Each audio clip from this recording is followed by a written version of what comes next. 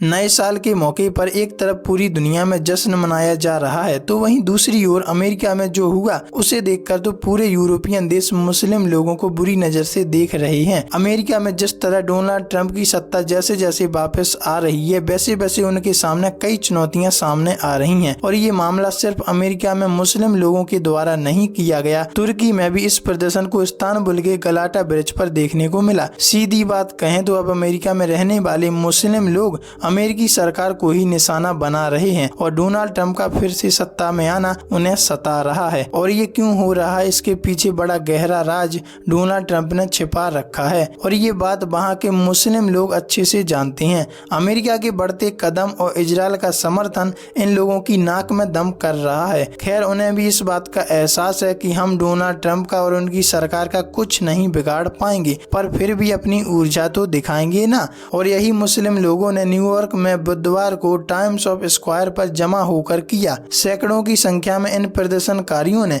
नए वर्ष के दिन ही इसलिए प्रदर्शन किया ताकि ये न्यूज बड़ी हेडलाइंस बन जाए और विश्व भर में फैले। जमा होकर इन लोगों ने इजराइल के खिलाफ तीसरा इंतिफादा शुरू करने की मांग की। इजराइल विरोधी तख्तियां लहराते हुए प्रदर्शनकारियों ने कहा, जायोनिज्म कैंसर है, ईरान के खिलाफ कोई युद्ध नहीं हो और इजराइल को अमेरिकी सरकार मदद करना बंद करे।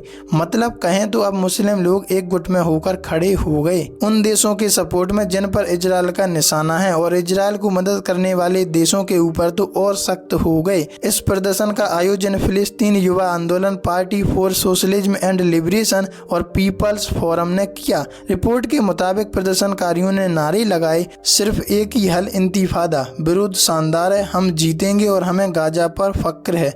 एक महिला ने तो गोरे लोगों पर तंज करते हुए कहा, हम तुम्हें यूरोप वापस भेज रहे हैं, यूरोप वापस जाओ, यूरोप वापस जाओ। वहीं दूसरी ओर एक प्रदर्शनकारी ने कहा कि साल 2024 जायोनिज्म के अपराधों के खिलाफ संघर्ष का साल है। आपको बता दें, जायोनिज्म एक धार्मिक और राजनीतिक आंदोलन है। यह इजराइल के ऐतिहासिक भूभाग में यहूदी देश की पुनर्स्थापना का समर्थन करता है। इंतिफादा होता क्या है और क्यों ये लोग इंतिफादा की मांग कर रहे हैं, आइए जानते हैं। तो इंतिफादा एक अरबी शब्द है, उसे अंग्रेजी में शेक ऑफ कहते हैं। इजराइल के खिलाफ विद्रोह और उस पर जोरदार हमले को फिलिस्तीन के लोग इंतिफादा कहते हैं। एक ऐसा हमला जो इजराइल को पूरी तरह हिलाकर रख दे। वैसे इंतिफादा इजराइल के खिलाफ 2 बार हो चुका है। पहली बार 8 सितंबर 1989 में हुआ था और दूसरी बार 28 सितंबर 2000 में। इसमें फिलिस्तीन के लोगों ने इजरायली सेना पर बमबारी और पत्थर से हमला किया था। पर ऐसे हालातों को देखकर लगता नहीं